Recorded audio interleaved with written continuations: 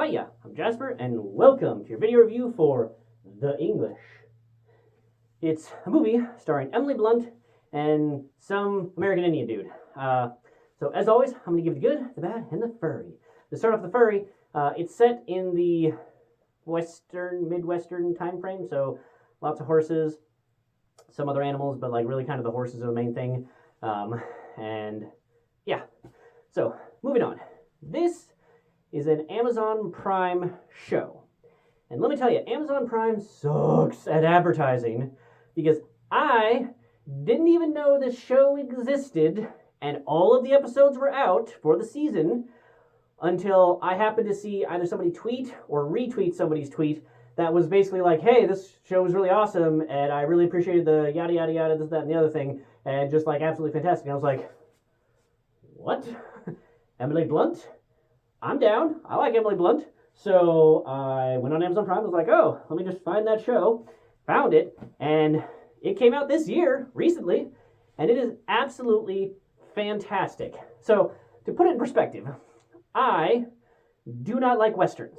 I try real hard to like Westerns. And I can appreciate when there is a quality Western versus a garbage Western. But even if it's quality, I'm going to be like, hey, it's quality, just not the quality that I like, and it's not for me. So to give you that perspective, I liked this show. What it is that Emily Blunt's character is an English person, journeying across the American West, if you will, to try and get to, I think it was Utah, to kill her husband, because she doesn't like her husband or ex-husband or husband, whatever. And she comes across this American Indian dude who, so to give you a perspective on the time frame, like that where most of the main storyline takes place, it is after the war that the U.S. had against the American Indians. So it's like shortly after that. So the war is over and the Indians lost, and so this guy, he was an American Indian serving in the U.S. military, helping him out. And so, obviously that can create some, let's call it friction with the American Indians that are still alive. They not really a big fan of him for, I don't know why. And then there is still obviously the racism that he experiences as, the random passerby just sees, American Indian, or, whatever slur they have for them at the time. They don't appreciate that, like, hey, he's a veteran that helped save America type of thing. So just kind of his experience and his journey, and he's got a destination and he's got a journey that he has in mind. He wants to use some of the laws to set up a homestead and just live his life. And then their stories collide, and how that process is. It's not like a high-paced action thriller. So don't go in there expecting like, Fast and the Furious type of, horse chases and whatnot. I'm not saying it's completely devoid of what quote-unquote action, but that's not what this story is about. It's also, I would not call it slow. I would call it like they have the just right pacing so that the story unfolds and you learn new things at the appropriate time. And I appreciate that they had, flashbacks and what they did with the title card overlay, because sometimes, like, okay, Kansas versus Utah, in certain instances, you may not immediately recognize the difference in landscape, or, oh, hey, we've gone back 10 years for this flashback. Like, they had titles and dates on there that I thought were very helpful to very immediately ground me in, okay, this is in relation to that, and I can immediately put those together to orient myself for where we are in the story. And I thought that was a really good use of that. The other thing that I thought that they did that was really good is that a lot of times in cinema, I feel like what I've seen is that white man bad because, killed all Indians, and then all the Indians are good and were living harmoniously with butterflies and rainbows before white man came and killed all of them.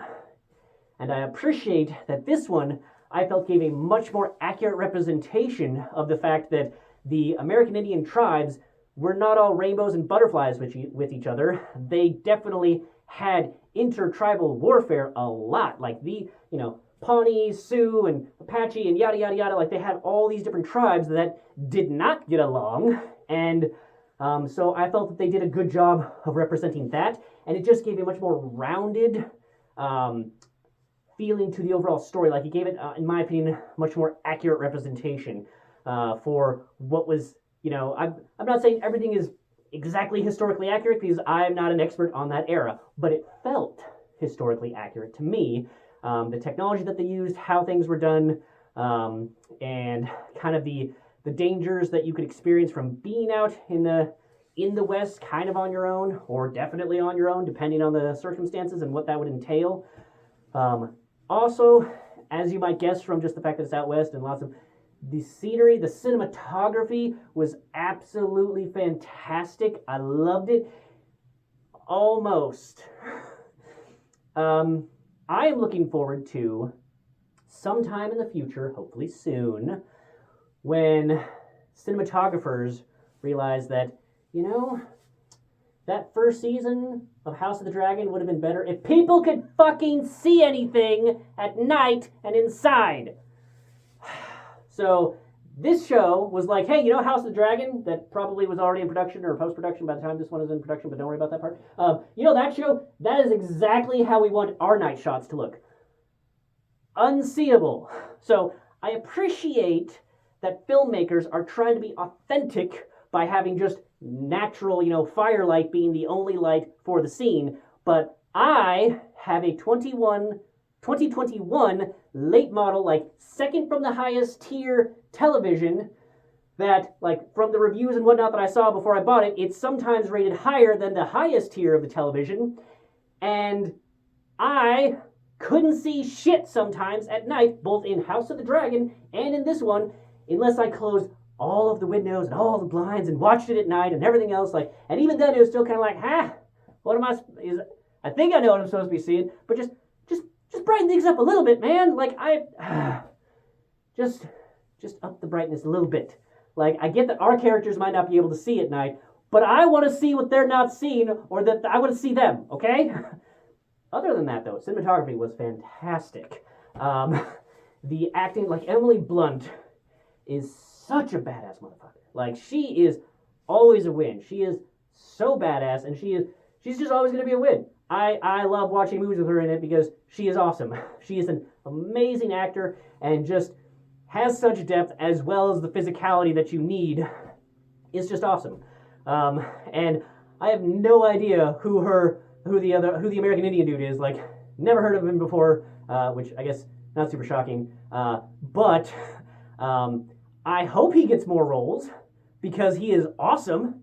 Like, I love I don't want to say stoic, but he conveyed a lot even when he wasn't necessarily saying a lot on screen. And yes, part of that is the script where you're able to read kind of what he is intending from what he is or is not saying, but just he delivered it just fantastic. So I hope that he is early in his career and that I get to see more of him because that is just awesome. The other surrounding characters are fine too. I recognize like one of them where I was like, I've seen you in some things, but I don't know your name. That's why I didn't list him.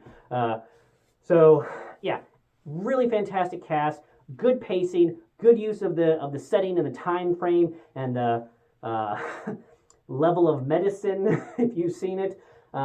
It's really awesome, and I hope that this has inspired you to watch the show because it's only like 6 or 8 episodes, and it is definitely worth the time. Even if, like I said, I don't really like westerns, but this is the journey of two people and how their lives collide and what their choices make in their lives. It is absolutely fantastic. So hopefully this review has inspired you to see it.